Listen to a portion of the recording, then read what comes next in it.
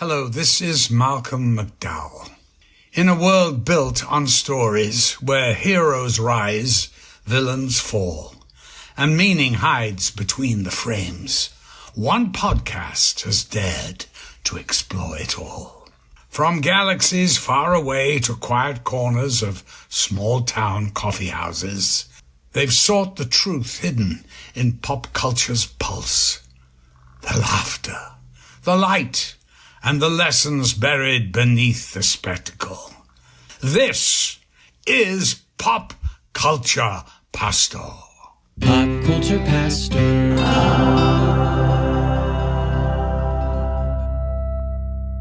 So, Cody, there was a discussion happening right before we hit record of if Don Cheadle was from Kansas City.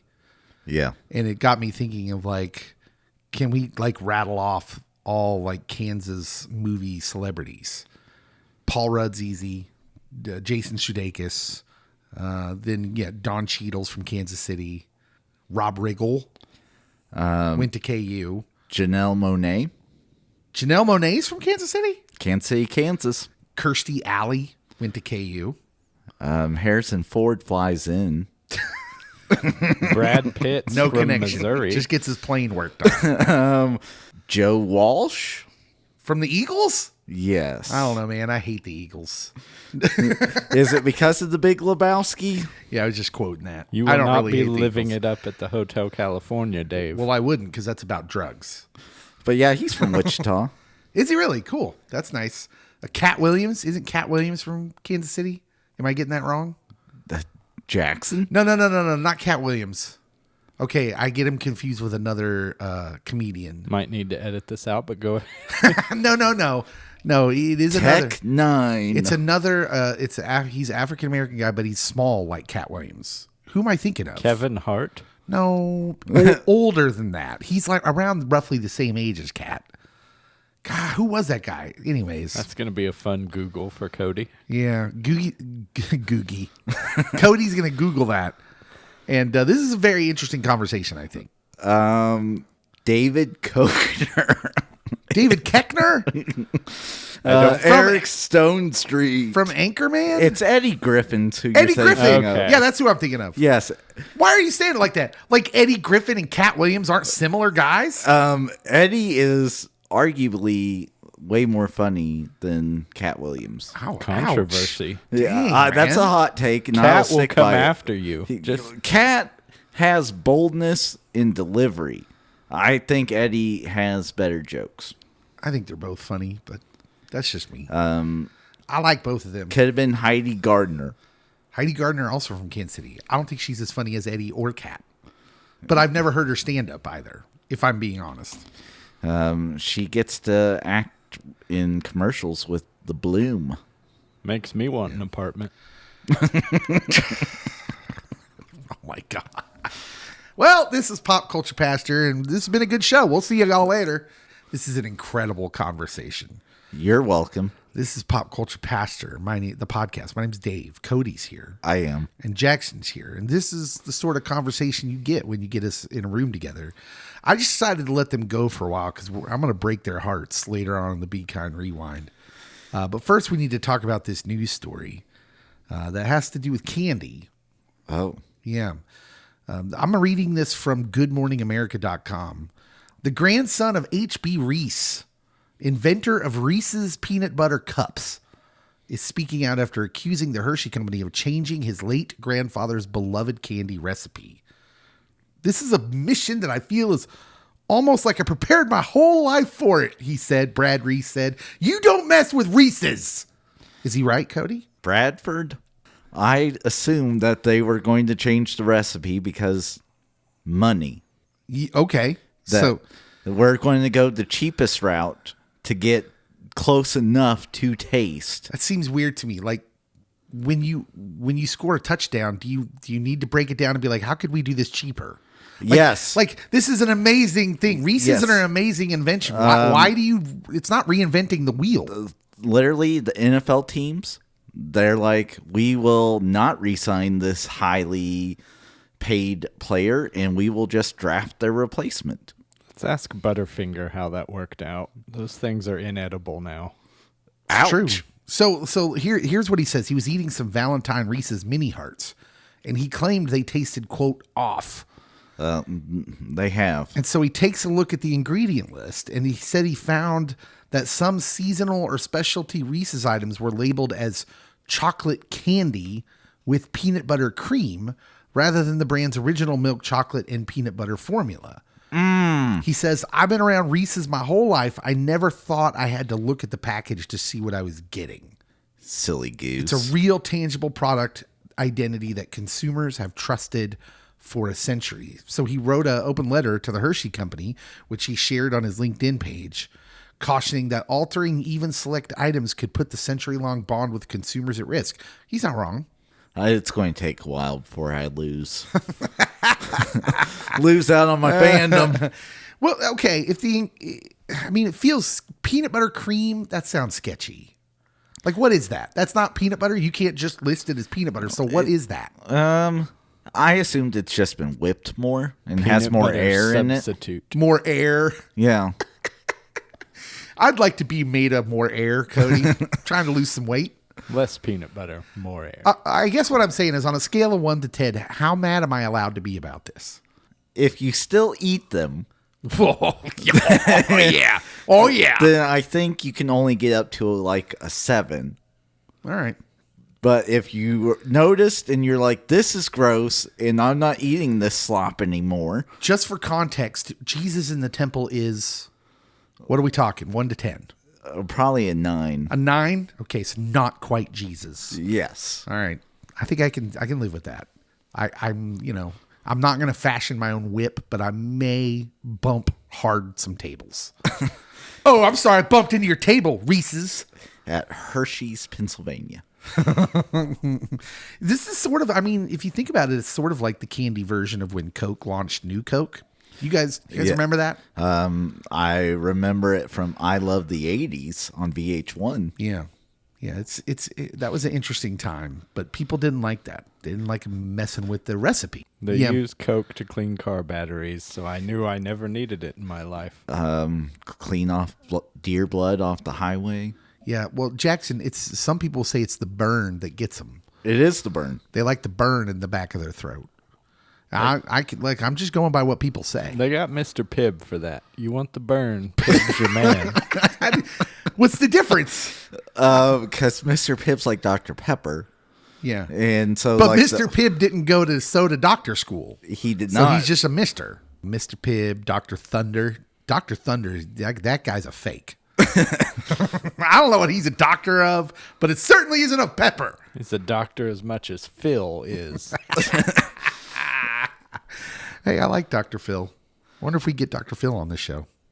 Or Dr. Drew. So you guys aren't too up in arms about the chocolate candy and peanut butter cream. Oh, I can definitely tell there's a difference, especially with the Valentine's hearts.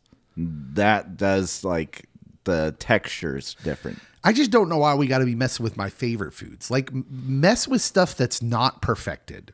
So, like, Velveeta's not the same. McDonald's French fries aren't the same. Why are we changing things that are just knockouts? Let's give candy corn a redo. Yeah, right? Exactly. Like, just mess with candy corn. Let's tinker a little. Circus peanuts need a glow up. Circus peanuts. We can just throw those directly in the trash, Jackson. You eat one of those every 10 years and you're good. Yeah, like, what, we can't tinker with Werther's? That's a classic. And then they wouldn't be originals anymore. They would not. Yeah. All right. What do you guys think? Are you aware of the Reese's scandal? Let us know in the comments for this.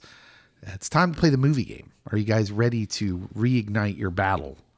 Your ages-old war. As ready as I'll ever be. Let the redemption arc begin. All right. Let's do it. Let's just go right into it. We'll just go right into the movie game. No break.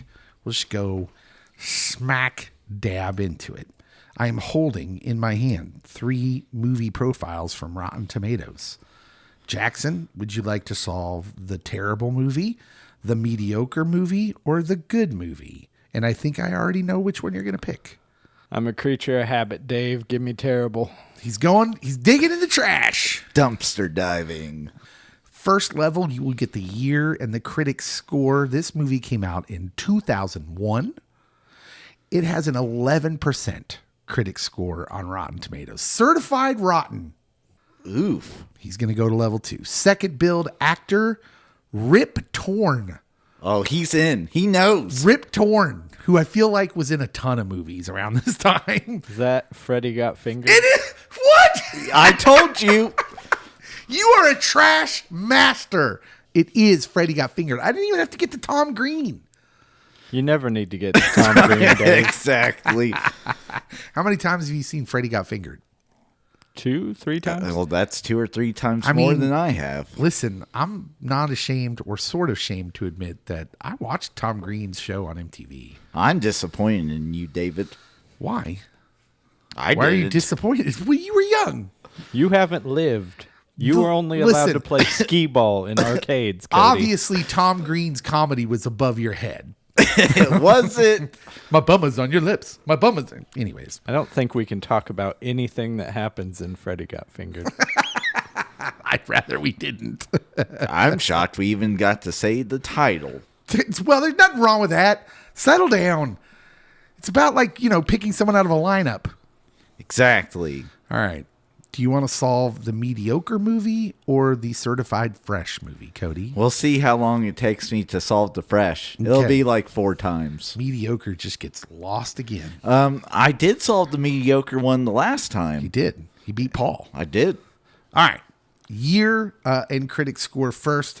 This is a 2004 movie. Ho, ho, ho, ho. Certified fresh at 84%. Pirates of the Caribbean. It is not Pirates of the Caribbean. The second build actor, Rachel McAdams, for the tie. Mean Girls. It is Mean Girls! Yeah! Wow, this might be the best movie game ever. You guys are killing it tonight. All right. Mediocre movie. We go to the tiebreaker. Mediocre movie. I will just start going through the levels. You guys can shout out answers until someone gets it right. Is it one Rip guess Torn and better out? not be in this. Yeah, just one guess. One guess per level. Oh, okay. Okay, here we go. The year is 2019. The critic score 52%. The second build actor is Seth Rogen. Seth Rogen, 52%, 2019. Audience score 88%. Audiences dug it more than critics in 2019 I'm not a Seth Rogen guy. with Seth Rogen. The top build actor is Donald Glover. Donald Glover and Seth Rogen. Oh. Uh-oh. Cody's, the fires are burning. 52%. 2019. Seth Rogen, Donald Glover. Here's the blurb. After his jealous uncle kills his father to become king of the jungle, a young lion grows up in exile. Lion King. It is the Lion King. I forgot that Seth Rogen is like Pumbaa or Timon. Yeah. That version was terrible. The streak continues. Cody's on fire. Jackson is speechless. He is beside himself. I don't blame you. I would be Suffering too. in silence. I mean, you started off flying high. He just rose to your level. Jackson, look at it that way. Everybody reverts to the mean eventually. Yeah. All right. We're going to go talk about our Be Kind Rewind on Space Jam when we come back.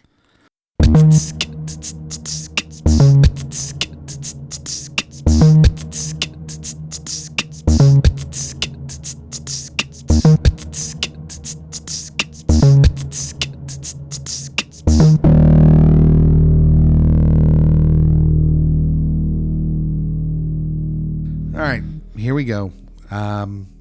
Cody, I used to think that I could not go on. Life was nothing but an awful song. But now I know the meaning of true love. I'm leaning on the everlasting arms. If I can see it, then I can do it. If I just believe it, there's nothing to it. Yeah. And apparently that, well, never mind. I'm not going to make that joke. You're better than that. I am better than that. Thank you. That's the most unfortunate part of this movie, by the way, is that it's so tied to that R. Kelly song. And R. Kelly makes us feel a certain way, as he should. Yeah. I can't listen to the remix to Ignition. I know. It's so self-explanatory. It's a perfect song. It's the remix to Ignition. Yeah. It's literally in the lyrics. Some may even say hot and fresh out the kitchen. We could go on all night here, We could. but we better end it here. We're here to talk about a movie called Space Jam. 44% on Rotten Tomatoes. I'm shocked it's not 94%. Roger Ebert gave it a 3.5 out of 4 stars. He Roger knew Ebert sees quality. he knew quality when he watched it. And he was a Chicago honk. Well, who amongst us wasn't? Here's the blurb. Swackhammer, played by Danny DeVito, an evil alien theme park owner, needs a new attraction at Moron Mountain. When his gang, the Nerdlucks, heads to Earth to kidnap Bugs Bunny and the Looney Tunes. Bugs challenges them to a basketball game to determine their fate. The aliens agree, but they steal the powers of NBA basketball players, including Larry Bird and Charles Barkley. That's wrong. The blurb is wrong. Yeah, Larry did not get his powers stolen. They do not steal from Larry Bird. This is literally the blurb on the Google. So Bugs gets some help from superstar Michael Jordan. Release date November 15th, 1996. Director Joe Pitka. And this made some good money. Made a 90 million lifetime gross at the box office. What's your guys' experience level with Space Jam? Where does this hit you in the feels? I will say right in the core of them, perhaps. This is something that really hits my nostalgia button. I was on the soundtrack episode, and obviously I talked about that then. I had a lot of the merchandise. This was when I followed the NBA. That almost made me a little bit emotional, I guess would be the word, of just now I don't pay hardly any attention to it, but it was just a moment in time, and can't ever get it back. Yeah, I'm the same way. I was a big fan of Michael Jordan, and Michael B. Jordan. Not so much a fan of the NBA, as it turns out. Absolutely. Cody's wearing his Michael Jordan Bulls jersey. I am. Way. We told him he was a Ron Harper. And I have my Michael Jordan Toon Squad action figure in front of me. Yeah, cheering you on. Let's talk about this action figure of Michael Jordan, because he looks like he's been on roids for a few years. I'm pretty sure Jordan was never that buff. He was. I watched the movie today, David. He was pretty cut in that hotel room. He's Dave. cut. He's not buff. All right. He's buff and cut. Jordan's back muscles look like they could end world hunger. I don't even know how that would work, but I just think they could do it. I was a diehard MJ fan and Chicago Bulls fan. And I still root for the Bulls. I don't watch the NBA until the playoffs usually. But this movie, I wore out this VHS tape. Yeah. The year after this comes out, so this comes out in 96. So 97 in April, it was my birthday, and my parents bought the party pack that had the Space Jam banner and had the balloons. Well, my mom's allergic to latex, so we never had balloons growing up. But I was all about this, and so my mom allowed for the balloons to be blowed up and hung around the house, and my mom's breaking out in hives. Your mom risked death for you. This is She the did. sweetest story ever. It is. This is a core memory. So I love this movie, and I love that my mom was willing to sacrifice her life so that I could have the full experience. But no, this is a great childhood core memory. Jackson was telling us earlier he had the VHS tape that came with the coin, the collector's coin. The coin is still at my parents' house, but it's my coin. And I do remember that we had that copy as well at the house. But I was 20 when this came out. So I'm 20 years old, but I liked it. Mostly because I was a huge Jordan fanatic. I loved Michael Jordan. Not Bugs Bunny? I should qualify that, because I'm going to say some things during the course of this episode that are going to sound weird when I say that I loved Michael Jordan. I loved the image of Michael Jordan and the player of Michael Jordan. That fadeaway shot. Yeah, incredible. The dunks. Incredible basketball player. But over time, it's taken the luster off him a little bit when you find out, Guys like him, and this is with brilliant people in a lot of categories, their relationships often suffer. And so Jordan, once you know the whole story of like just that he's kind of a bitter dude, but that was what fueled him. So the more I got older and the more I learned about him, I'm like, well, I like the way he played. We always have Space Jam. Yeah, it's wrong to idolize athletes. And Barkley was right. I am not a role model. Although Chuck is hilarious. He is funny. He's good in this movie too, when he loses his powers, quote unquote. So this movie was huge when it came out, and the movie only exists because of the time it came out. Like, it's really an interesting time when this movie comes out. You couldn't make this in the same way today, I don't think, even though they made a sequel to this, but I don't think they could have made it if that first one hadn't come. Like, the sequel happens because of the first one. Yes. Even with bigger budgets, better tech, it's just a weird little time capsule here. So you've got 90s celebrity culture, which, again, I just said a little bit about it. We didn't really know our celebrities, but we idolized them anyways, and our athletes. This is pre-social media fame, so it's different. But it makes it that much more impressive because Michael Jordan is mythic. He's a mythological figure. This is peak MJ time when this movie comes out. This is peak in the nostalgia years of Looney Tunes, because there was a decline for a while, and then this sort of brings them back. I think it's Cartoon Network that then starts airing Looney Tunes, and everyone's like, oh, these are classics. I don't know why they don't show these all the time. Yeah. And this is a weird, like, nowadays this would be pretty commonplace, but this is before franchise and IP overload in Hollywood.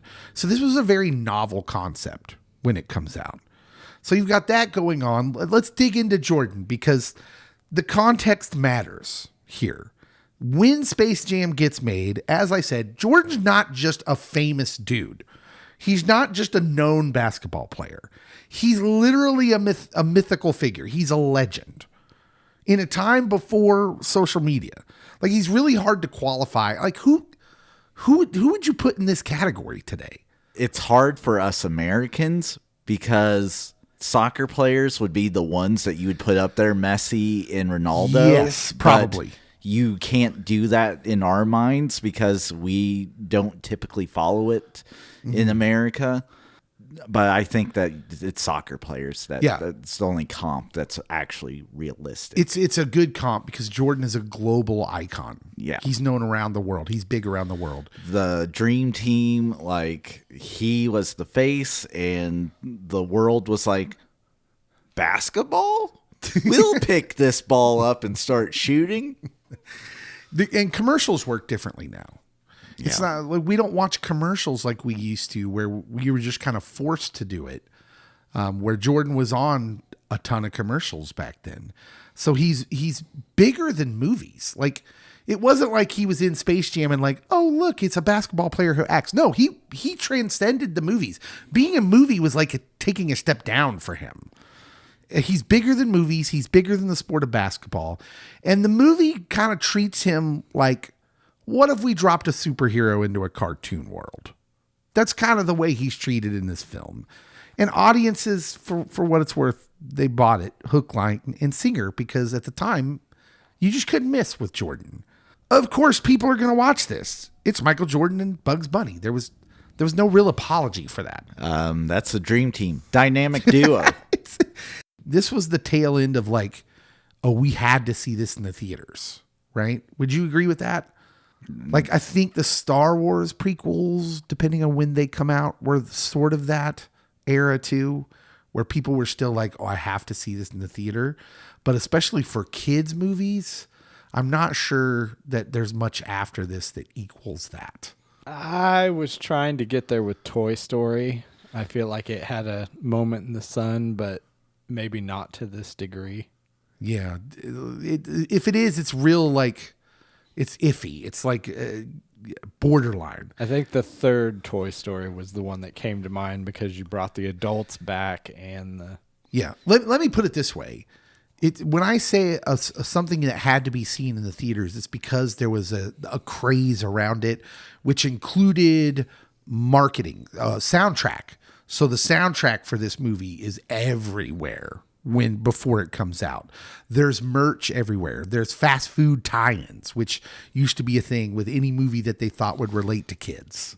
We had all the collector's glasses that they would come out with at like Pizza Hut and places for like Return of the Jedi and things like that.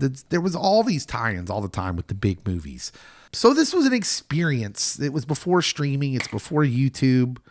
What was that? That was me fidgeting. Oh, okay. And yeah, we mentioned the IP stuff before it was normal. So there's a certain time frame where it's just an interesting time and it kind of hits at the right time. Let's talk about behind the scenes stuff. We're not ready for what's good? No. Like, I'm so ready for this. Like, what? Do you want to hear some cool things that some people don't know? Some cool tidbits? I feel like I know them, but you tell me. This started as a Nike commercial. Before Space Jam was a movie, it began as a very popular Nike ad campaign. Hair Jordans. Yep. Pairing Michael Jordan and Bugs Bunny in short commercials. And those ads worked like a concept for the companies. And they decided that this would be a good idea. And it convinced Warner Brothers that a full-length movie might work. So they were commercials. They're literally born out of commercialism. Capitalism at its best, baby. I will have thoughts about that later on. MJ famously had a basketball court built on set. He's coming back to the league while this is being filmed. After his short retirement and foray into baseball. And some of these games that they're having, so it's in California because that's where the studio is. So any of these players that were based in that area in the offseason were invited, and some of these games are legendary. Yes. The director, Ivan Reitman, said, we built a whole gym for him around the Warner Brothers lot because it was the summer that he was coming back to the league. So every evening after shooting was done, he'd have his whole very complex workout regimen, after which there was about 90-minute games. Steve Kerr said that while out in LA, he basically let it known that any of the NBA guys who were in town should come and play with him. And they had unbelievable games all summer long. I don't think Steve Kerr got hit in the face yet. No, he doesn't Michael doesn't punch him yet. Yeah. Steve's probably not good enough to get invited to that game. Is he? One of the greatest three-point shooters of all time, David. I know, but like from what I hear, the guys at that game, those are your tip-top all-stars. Can you imagine just being around that? I'm just going to sit here in the corner of this gym and watch y'all play pickup games. Some of the best players in the world. That's crazy. Bill Murray essentially improvised himself into this movie. He was only supposed to be in the golf course scene.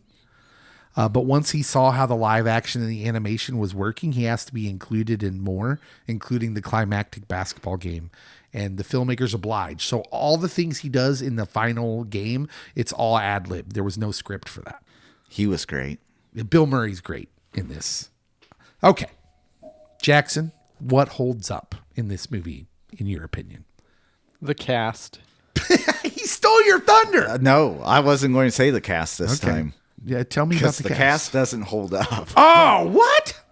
Dude, there's tons of people in this movie. Anyways, go ahead, Jackson. I would say for the 90s, the players they chose were pretty appropriate. Sean Bradley's an odd choice, but... Was George Murison busy? Well, I figure there was Kazam. Well, this is right after Sean Bradley's a number one pick, though. Think of Sean Bradley in this movie as Christian Laettner on the Dream Team, where he was just the big thing coming out of college, and so... Yeah. The big thing, literally. Yeah, he was 7'6", right? Yeah. Sean Bradley? Currently paralyzed, I believe. Yeah, had a bike wreck, right? Yeah. I thought he was no longer with us, so you have a much sunnier outlook than I did. But for its time, it was a great selection of players. Charles Barkley, Patrick Ewing, Grandmama, and then you've got Muggsy Bogues. For all us short people, he was our hero. Then you've got all the major Looney Tunes, and then you introduce Lola, who has stood the test of time and is still in the universe today. And Bill Murray, like you said, was only supposed to be in one part, but he he wanted to be in more of it, and every scene he's in hits. Yeah, I feel that you just get a little bit of everything, and if you're a Looney Tunes fan, you get what you need from it. Cody, what holds up for you? We'll alternate. Newman. Wayne Knight. Yes.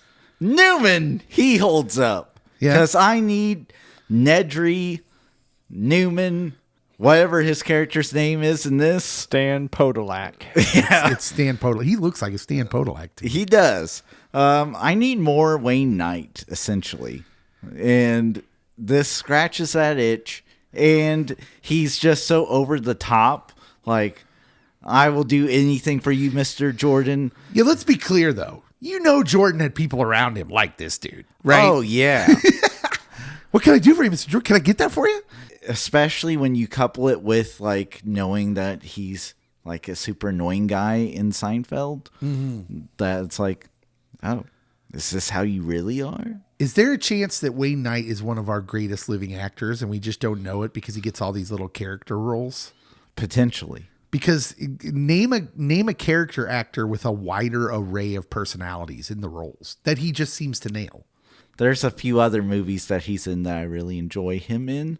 But no, he does a good job in this. And I think he makes MJ look better. Or it's not as noticeable about MJ's acting prowess. I think that's true. Yeah. The line in the movie that he delivers it pretty well, where it's like, come on, Mike, get your hands and eat your Wheaties, and rattles through all the licensing deals he has. Like, made me think of Wayne's World. Jordan's camp actually said that has to be in the movie. So it was not in the original script, and they just throw it at Wayne Knight, and he delivered it like that, which made it seemed like something that dude would say. Yep. Because he's just really excited about being with Mike. Knowing all of his sponsors. I guess what I'm saying is Wayne Knight for Lifetime Achievement Oscar.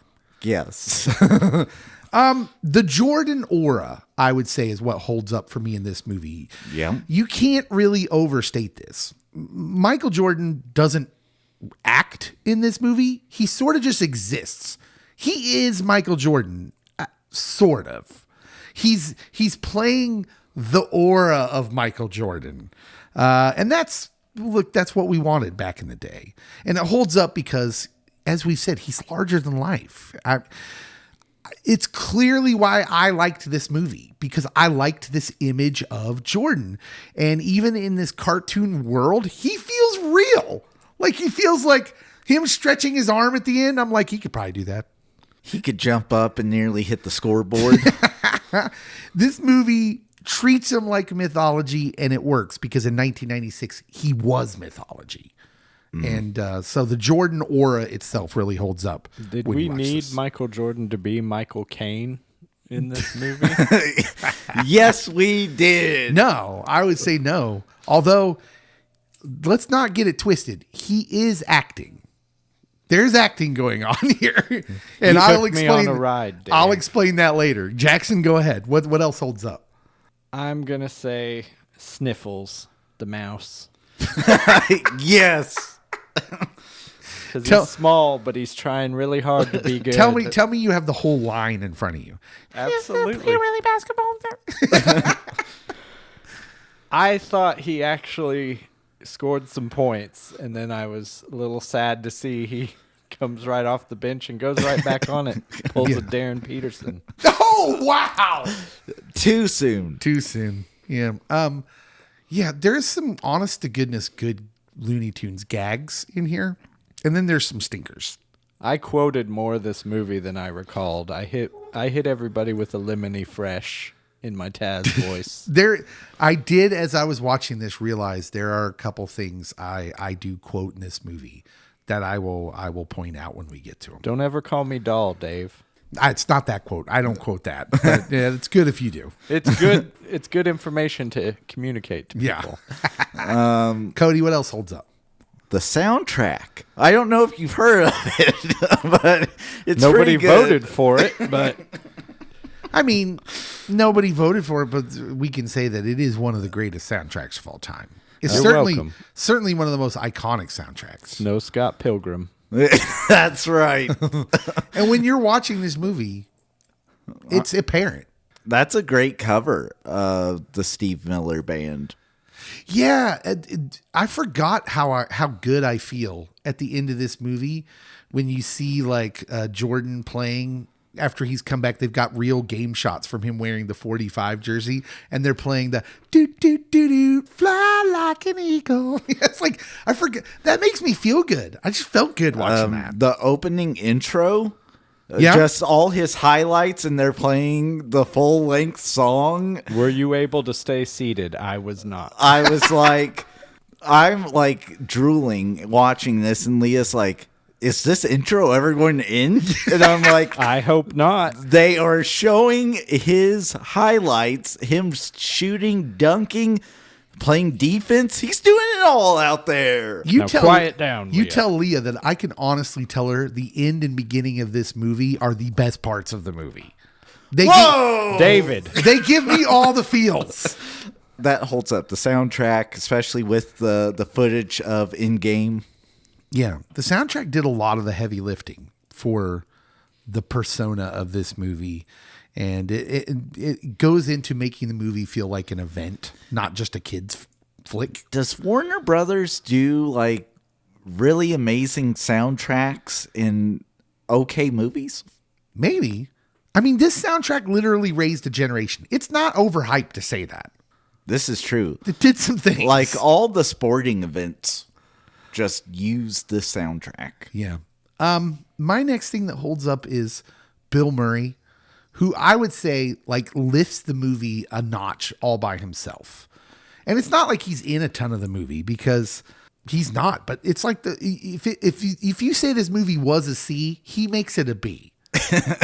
Bill will come off the bench and get you 20. Yeah, he brings timing and sarcasm, but this weird like self-awareness he has. It's like I don't ever need Bill Murray to play a character. Just be Bill Murray. I love the scene with him and Larry Bird getting into the golf cart, and he's like, I'm going to mark us as a 2. We were in no shape to find after that. Their friend has disappeared, and they get back and they're worried about like their score. But it's even better when he gets sucked down the golf hole, and like the Podolak Wayne Knight has got the camera. He's like, "What kind of camera is that? Don't point that thing at me!" Tap on the viewfinder. And then of course, the thing that I quote all the time. I love the irony of the quote delivered. Don't lose that confidence. I love it when he says that at the end when they're about to come out for the final play. It's perfect Bill Murray, and it's good stuff. So Gotta go ice those knees. I'm done, Mike. I love that Mike humors was like, you really could play in the NBA. What else holds up for you, Jackson? Danny DeVito. Yeah, can you go wrong with Danny DeVito? I don't If think you you can. need a villain in a children's movie, Danny DeVito's your guy. Just Matilda. ask Matilda. Yeah. Which I love that he narrated that and was the bad guy. Yeah. It's a very rare double play. It is. But yeah, Danny DeVito's great in this. There's a lot of voice work here that's maybe you don't realize, but Danny DeVito's up there. It's good stuff. This movie is littered with a who's who of people. So the cast, you can't go wrong with just saying the cast. Cody, what else holds up? Jim Rome. Jim Rome. Said no one ever. I said it because it reminded me of the 90s. Like It did. That one clip.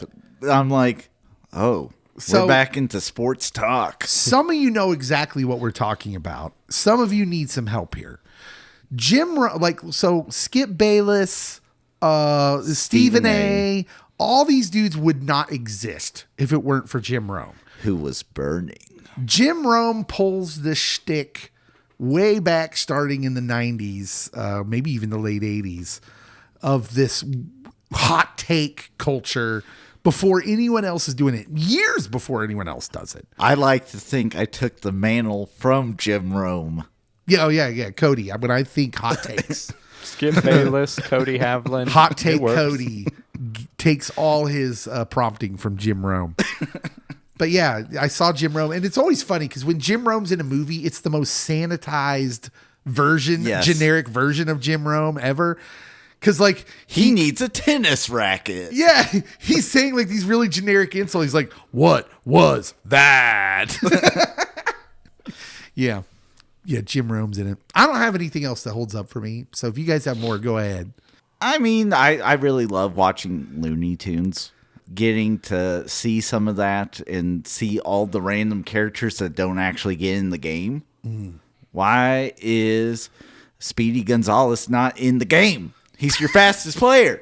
We're not utilizing his speed, guys. He doesn't have that vertical, though, Cody. We put him in the game one time, and he slammed a layup off the backboard, and it went 50 feet out. So he's just going too fast, maybe? I don't know. I don't know. I do. I lied. I have one more thing that holds up. This made me chuckle. You got to understand, Jordan before this time, in that era, like would go to the hole and just get absolutely lambasted by guys. He'd get clotheslined. The bad boy Detroit Pistons make a living off of Bill Laimbeer just creaming him. In fact, the league starts the flagrant foul. Jordan rules. It's basically because Jordan was going to the hole and they were just being like, let's just throw another big guy at him and you just go tackle him. And then they would literally tackle him and it would just be a common foul because that's all they had. So they make up the flagrant foul rule so you just can't haul off and, just crush guys when they come into the lane. And then he gets flattened by a 25-pound bulldog? Yep. Comedy gold. It's a perfect chef's kiss. Great. Oh, so there is one more thing that holds up. Michael Jordan's love of gambling. That comes up in this movie at least twice.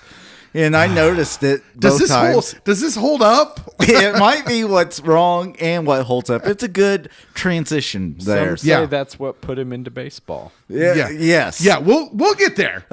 So MJ can't help but gamble in the golf scene because they're like, oh, whoever's closest to the pin gets to choose the steakhouse and loser has to buy. What are the odds that's just Jordan being Jordan and then they're taping it?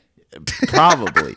And then in the middle of the game with Danny DeVito, he's like, well, let's raise the ante here. And I want my guys to get their talent back. And you can have me if I lose. I need a George Lucas redone version of this movie where we completely replace Danny DeVito's animated character with the weird usher guy from the Bulls documentary that does the shrug when he beats him at the made-up quarters game against the wall. I feel that's Cody in another life. All right, what doesn't hold up? Michael Jordan gambling in this. Yeah. It's a kid's movie. Jordan, you don't need to gamble. Yeah. Should I build off that? Yes, I'll let you. This is wild in hindsight. This is an entire plot of a kid's movie built around, while barely mentioning, but built around, if you know why he did these things, his father's murder in weird, unsolved manner. Like, this is still a cold case, right? And a lot of conspiracies around it. Yeah. And which drove him to retirement, his grief. It was an early retirement and drove him to baseball. That's the center jumping off point of this story, which now feels really weird. In the movie, it's played all light and sentimentality, but like, it just feels icky in a way. I don't know. It's a kid's cartoon. And it doesn't hold up because we know that this is an emotionally heavy time for him. It's not really acknowledged in the movie, but if you know Jordan, you know that. And it's just kind of uncomfortable in a weird way. This is the only children's movie built on grief and burnout. Grief, burnout, and gambling. And the possibility that all of this was because he had a gambling problem. So yeah, it's kind of you. And that's just part of the Michael Jordan problem I have. But Jackson, I'm gonna let you go if you have anything that doesn't hold up. I've got a pretty weak one, so I'll be quick about it. But I would say the objectification of Lola Bunny. Yeah. It's a little uncomfortable. Again, it's one of those things you'd never see that in a movie now, and I think they addressed it in the second one, which I still haven't seen. But that was kind of an odd thing with kids' movies where you just had the character that everybody was falling all over themselves for, and Yeah, well, what's the noise? The noise that cartoon characters make? Awooga! Yeah. Yeah, that one. she had bugs tripping, to say the least. Yeah. Cody, what else? You got anything else that doesn't hold up? The adult humor with Patrick Ewing. What did Patrick say? Did I miss this? It's when he's on the therapist couch. Uh-oh. And they're talking about his in-game performance and if he's struggling in any other areas of life. Oh. Yeah, and the doctor asks him, are you struggling? Yeah. And then he's like, no. I forgot Things about that. went way over our head as children. But Yep. Are you performance wise? Yes, he asked him like if it's all based in like are you having problems with performance anywhere else? Yeah, I know what you're meaning there. Well, conceptually, I think something that doesn't quite hold up for me is this is just a bonkers idea. The athlete with the cartoons. I wonder how this pitch went on paper. Like, it's a good thing the commercials are what preceded it, because I'm not sure anyone in their right mind would have greenlighted it back in the day. There was one point where my wife was watching me watch this movie, and she was like, "Why did he do this? It's not like Michael needed the money. What would be the allure for him for this?" And I had no answer to that question. I think it's Mike dust. That's what you would call it. If you needed to revive a brand, you just sprinkle some Michael on it. Yeah, but what's his motivation to do this? Money. I was going to say, yes, he has money, but you can never have too much money. And especially with his aspirations that we get right after he retires the second time and partially owns the Washington Wizards. Yeah. And then that's not good enough for him, so he has to sell his ownership and come back again. And then he buys part of the Hornets and then sells them and now is in NASCAR. Yeah. Well, and I feel it was also that making himself immortal, to a new generation. We know him as the basketball player. They know him as the guy with the Looney Tunes. And, it just expands his audience base for all of his other ventures. But it is interesting what happens to his popularity when this movie comes out and he comes back after that baseball excursion. You would have thought, oh, he can't be any bigger. And you'd have been wrong. Dead wrong. I mean, he is just the most famous person in the world at this time. When this movie drops and he's back in the NBA, there's just nobody bigger.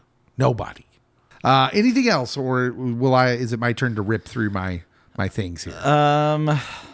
So there are some jokes that went over my head as well. During the intro, Bugs Bunny, they did the Fletch thing where like he's this height, but with like his ears, he's like 4 or 5 inches taller. Yeah. And I'm like, oh, I definitely didn't know that as a kid, but I love that scene in Fletch. It's great. He's referencing, if you don't know, a great 80s movie with Chevy Chase. We need to do a Be Kind rewind. Yeah, where he's has a dream sequence where he plays for the Lakers. And has an afro. Yeah, he's like 6'4", but with the afro, he's 6'8". Yeah. I feel like we've moved away from that, though, of they hide those adult jokes in our kids' movies. Do you think so? Yeah, I think that they've now... Those aren't going to be timeless. Those aren't going to be things that stand the test of time like our kids' movies, but maybe I'm wrong. Well, I mean, it's a remnant of the 80s, really. The 80s, there were so many movies that were marketed towards kids that now I watch and I'm like, how did they market these? Like Gremlins and all sorts of things that I'm like, I'm not so sure about this. But I think it was just because they knew that kids drove the box office in a lot of ways. Well, and the parents brought their kids there, so they needed a little bit of something. Like, I saw Gremlins and Ghostbusters with my parents. And I was way too young. Way too young. Couldn't make it through So, Ghostbusters 2, though. Something that doesn't hold up if you look at through modern eyes is the group of basketball players they stole their talent from.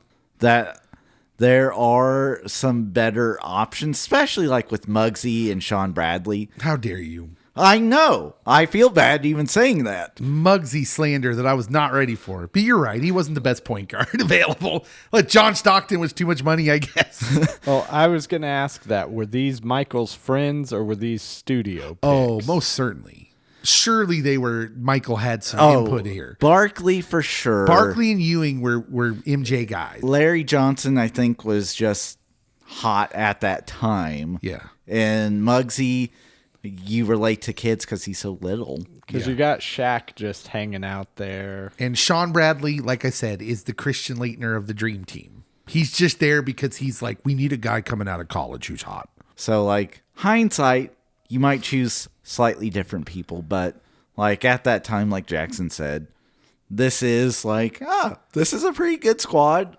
Yeah, I mean, you got a couple Hall of Famers in there, in Ewing and Barkley. Yes, but no NBA championships amongst them. Well, that was largely Jordan's fault. It is. He had to give him something. Yeah. So, okay, here I'm going to rattle through. These are my more serious ones that don't hold up. It's basically a 2-hour commercial. The movie is marketing in disguise, or not really disguised all that well. You've got Jordan's brand, you've got the Nike brand, you've got the Warner Brothers brand, which was in this a lot more than I remember. Daffy Duck's Keister. It's all sort of stacked together, and it doesn't hold up very well because when I was watching it now, it's not really that subtle. I just didn't pick up on it because I was like, it's the Looney Tunes and Mike. You know? Or was it because we were okay with capitalism back then, David? Maybe, but it's very clearly corporate synergy that's happening here. Oh, yeah. I mean, you brought up the Wayne Knight line where he lists all the sponsors. And there was a reason for that line being in there. I thought it was funny that Warner Brothers land, which they travel into the bowels of the earth, is basically hell. To get to Warner Brothers, it's in the bowels of the earth. And why not? Because that's how the Zach verse made us feel. Whoa! Snyder catching strays during this? They accidentally predicted their own future. What can I say? Jordan's fake personality is hilarious in this movie. With his kids, especially after the son's upset about his batting average being lowered to like 685. And Jordan's like, well, that's good. MJ wouldn't say that to his wife or his would be kids. sleeping outside. Here's a real question that crossed my mind when I was watching this movie again last night. Do his kids hate this movie? Do they hate watching their dad pretend to be like this consummate family man on film that gives people like the wrong view of who he was? Like, it's famous that he would deny people autographs, but yet he autographs for the catcher's kid, and the catcher's giving like insider hitting tips. But by the way, that scene is hilarious. That scene holds up. Slider, don't swing. Don't swing. That was hilarious. I loved that. Trying to throw the game. That was your pitch. I know. But yeah, it can kind of be summed up in this. Michael Jordan, you want to know something Michael Jordan in a real game has never said? Guys, let's just go out and have fun. Which he uttered at the beginning of the big game at the end. He was famously intense. This guy was a ruthless competitor. He took everything personally. He punched Steve Kerr. Even when there was nothing personal to do, he famously makes up stuff about That people. Poor guy from the Washington Bullets. And yet here he is being Ted Lasso in this movie. And 2 minutes later, after saying, let's go out and have fun, he's literally yelling at Porky. He's literally yelling at him, like, get back on defense. And then I'm like, yeah, that's the real Jordan. He's cosplaying this entire movie as nice guy Mike, the brand Michael Jordan. When he is trying to be nice to the tunes, you can tell that he's in front of a green screen and he doesn't know what he's doing. Yeah. It's awkward. Like he's like looking randomly, and I'm like, So he is acting with people in green suits that are standing in for him, but it's still probably super weird. Yeah. yeah. I agree in all cases except for when he sends Sniffles in. That's genuine, Dave, and I'll hear nothing of it. Go get him, Sniffles. Pastor's Corner. I had a tough time with this one. I didn't know where to go. I'm Cody. glad you did it. On paper, this team is obviously Looney Tunes chaos. You got a rabbit, a duck, a pig, a stuttering pig, a Tasmanian tornado, and the greatest basketball player alive. Different personalities, different strengths, Cody. And yet, they at the beginning when they're trying to train, they're all trying to be like MJ. They want MJ to train them, not just play with them. And the message of the movie, and boy, did I have to dig for this one, is that the secret stuff, you remember when that's introduced? Yes. It's Michael Jordan's water bottle that Bugs is trying to fool the rest of the guys because Bugs figures this out. He's the mastermind. But he gives them Michael Jordan's quote unquote secret stuff. But then, the realization is it wasn't about the secret stuff because it was just water. It was about shared confidence that they had together as a group in unity. And so the movie has a message of unity in it and how powerful we are when we come together, even if we seem like we're lesser sums of, what we need, that you add to more than you think. And if you watch the end of the game, MJ can't do it on his own. Nope. They need Bill Murray to come in. They need Daffy to actually help get the ball. They need Lola to dribble, pass it out, Bugs to pass it out, steal it. They need Bill to pass it to Jordan. Yeah, Bill dropped some sweet dimes. And then Jordan to do Jordan things, even though Bill was wide open. But it took the team. Jordan couldn't do it by himself. Mike, I'm open him. Never mind. That was a good moment. All right, Jackson, who's your winner of the movie? Winner of the movie is going to be Sniffles. I was going to say, if you don't say Sniffles, I'm throwing my water bottle at you. Give me your Sniffles impersonation. I'm going to try really, really hard to be really, really good. Sniffles. Cody, who's your winner of the movie? It's the guy digging up the golf course, Wayne Knight. Wayne Knight. He's fixing a divot, Cody. Yes. You should see somebody about that Wayne Knight itch, by the way. My winner of the movie is capitalism. Yeah. I knew you would like that. This movie is a masterclass in brand synergy. You got the biggest athlete on planet Earth in Michael Jordan. You got one of the most iconic cartoon characters Warner Brothers owns. You've got Nike. You've got a multi-platinum soundtrack, toys, jerseys, Happy Meals. It's the whole shebang. And the 30th anniversary bringing back of all the merch. The plot, serviceable. The acting, debatable. Except for everyone but Larry Bird and Bill Murray. The merch, everywhere. This wasn't a movie. It was a global marketing event with a basketball attached to it. And hey, no hard feelings. It worked. Capitalism dropped 40 points and 10 rebounds in this one. Did. Just banged. Just banged. Loser of the movie, Jackson. The Monstars, because I remember really enjoying their design and being interested in them, and then I realized I know none of their names. And Bupkis. One of them's Bupkis. I had to Google them, and then I'm like, Pound Bubkiss. I'm like, I understand now why they aren't uttered at all during the movie, but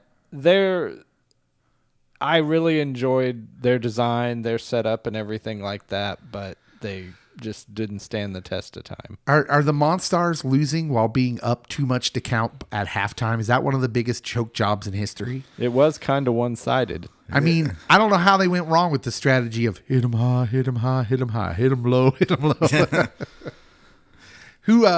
Who's your loser of the movie, Cody? The nice actress that played Michael Jordan's wife. Teresa Randall? She gets 2 scenes in the whole thing. She's a known actress at that time too. She was in things. And then she didn't know her husband was playing a game. She didn't know he was gone. Yeah, didn't know he was gone. What the heck is Wayne Knight doing? Are you not going to inform anybody? He didn't have a cell phone. Man, you got to make that news known. He's digging up golf courses. He knows his job is on the line if he can't find MJ. Call the National Guard. This is no normal human being. But no, I feel her career goes down the toilet after this. So I'm blaming this movie. You had the wife from Everybody Loves Raymond having to sit in bad seats next to a strange man in a coat. And he was doing something in that coat. And the guy that was the radio host on Pawnee's talk show on Parks and Rec is the husband in that scene. Yeah, I got nothing. You're welcome, Dave. Yeah, thanks. If you haven't watched Parks and Rec, that's on you. No, I've watched Parks and Rec. But he does the talk show or the radio show that plays jazz mixed with something else, and his delivery in that scene at the Garden is the same as his delivery in Parks and Rec. Look, you're just gonna miss me if it's not You Heard with Purd. You're missing me. Oh my goodness. All right, loser of the movie for me, the other NBA players. Barkley, Patrick Ewing, Muggsy Bogues, Larry Johnson, Sean Bradley. This is Sean Bradley's career highlight, sir. Sean Bradley averages 2.4 points per game in his NBA career. The rest of them, legit all-stars, monsters. Barkley and Ewing especially, and Larry Johnson were monsters in the real NBA. And what does this movie do? It steals their talent and it makes them forget how to play basketball and sends them to therapy, while Jordan gets to be the living legend. He gets to be the myth. He gets to be the savior, Cody. The only guy who gets to fix everything, and he wins all the titles. I do have a question. When he pulls the basketball out at the end, how does he not steal all their talent? That is a good question. I wondered why they all had to touch it at the same time. Because he already had his talent. Is there an alternate inning where Sean Bradley slips and falls before he can touch the basketball and they all get Sean's talent? And that's why. Is it too mean to make Sean Bradley jokes? Or maybe all 5 of them had to touch it at once for the power to disperse. Maybe. You needed 5 different people. I need a full YouTube video of the science behind all that. How many Monstars out of 10 are you giving this movie, Jackson? Knowing full well what it is, I'm going to go 9. I love it. Cody. So I know full well what it is, and I only rewatch it for nostalgia feels. 6.5. Okay. Yeah. This movie is subpar. It's so not very good. I used to love watching this movie, and I realized I only enjoyed it because I was such a huge Michael Jordan fan. And I think Roger Ebert was too, since he gave this 3.5 out of 4 stars, as Cody holds up his Toon Squad Jordan action figure. This movie's a 4. This is below average. It's not very good. Hey, David. 9 and 4, smack dab in the middle, 6.5. Yeah. I got my pulse on America's vibes. I'm the average. It's sad to say, but it's true. But I want you guys to know you had the special stuff inside you all along. Dave, I'm on the verge of breaking down. I'm going to try real hard not to give this a 5. All right. What do you guys think of Space Jam? Is it still a favorite of yours? Have you rewatched it recently? Is it Citizen Kane? Is it the Citizen Kane of basketball movies? Do you guys care to take a shot at this is the highest grossing basketball movie of all time. You're aware of that, right? That's bananas. Would you care to take a shot at rounding out the top 5? Blue chips. Before we go. I was going to say Blue Chips. Blue Chips comes in at number 13. Not even close. Oh, Hoosiers. Hoosiers comes in at number 10. Not Coach close. Carter. Coach Carter is one of them. It's number Okay. 4. I feel Space Jam 2. Space Jam 2 is Or number 3. New Legacy. A New Legacy is number 3. It's 20 million short of Space Jam 1, which I think is hilarious. That's bananas. Let's go with The Sixth Man, the Marlon Wayans joint. Oh my gosh. That's not even. Oh, it's number 20. It's way down the list. Marlon Wayans? Hey. Slam Dunk Ernest. Airbud. Wasn't Slam Dunk Ernest straight to video? I don't think that had a box office. Airbud? They played the Hornets, Dave. Airbud is number 12. Number 12. Son of a gun. So what do we need versus what do we have? Oh, wait. High School Musical. Is that a basketball movie? Does Yes. that count? Yeah. That's a movie with basketball. It's not in on it. there. It's not on there. What? Okay, you have Coach Carter, which came in number 4, Space Jam, which came in number 1, and Space Jam New Legacy, which came in number 3. So you need 2 and 5. I can tell you that I highly doubt you're going to get number 5. White Men Can't Jump. White Men Can't Jump is number 2. It's the oldest one in the top 5. Number 5 is hard. Let's movie game it. Movie Some game it? clues. Oh gosh. Okay, let me look up the Rotten Tomatoes profile for this movie. What year it came out? Who's second bill? That's a good idea there, Jackson. An impromptu movie game for the number 5 highest grossing basketball movie of all time. Does it have Jesus Shuttlesworth in it? It does not, but that's technically a guess, dude. I Okay. need you to calm down over there. Okay, here we go. The first level. This movie came out in 2002 with a 57% tomato meter critic score. 2002? 2002, 57%. I feel it's an Olympic movie. Olympics. All right. The second build actor, Morris Chestnut. Oh. Chestnut. Sherlock? Just right. No. The third level critics or audience score 52%. Audiences liked it less than critics. But it was number 5. It is number 5 at on the this box list. office. Made $50 million some dollars. Oh, like Mike. Now, how did that send it for you? How did you come up with that? You didn't even let me give you that the top billed actor is Shad Moss, aka Lil Bow Wow. Now he's regular Bow Wow.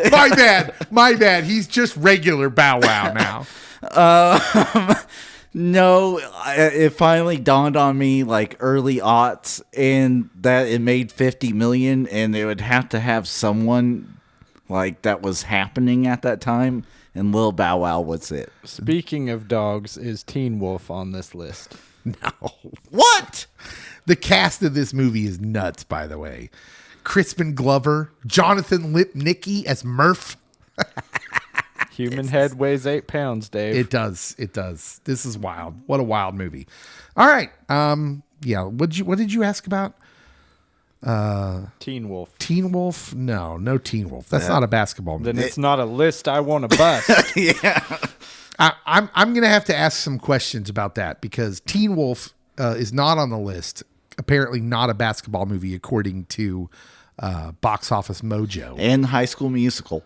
1, 2, and 3. Basketball is on this list. What? Which is clearly a made-up sport combining baseball and What basketball. about Love and Basketball? Let's just keep going. Love and Basketball is number 11. Okay. Yeah, it deserved to be up there. Other notables: He Got Game was 14. Okay. The Air Up There. A lot of people don't remember that one. This Kevin one where Bacon. Kevin Bacon goes to recruit a player in Africa. Above the Rim, Tupac, number 18. Let's see. Sunset Park, Celtic Pride in the 20s. Hoop Dreams as a documentary at 24. The Basketball Diaries at 27. Leo. Lynn Sanity. Number 34, that was the documentary about Jeremy Lin. And High School Musical did not make this list. No. The Year of Yow at number 40. I would have thought that would have done better. All right. That's your bonus content for the pod. What You're do you guys welcome. think of Space Jam? Let us know in the comments below. If you have any agreements or disagreements, please send them to Cody at and make sure to subscribe, follow us, and we'll see you next time.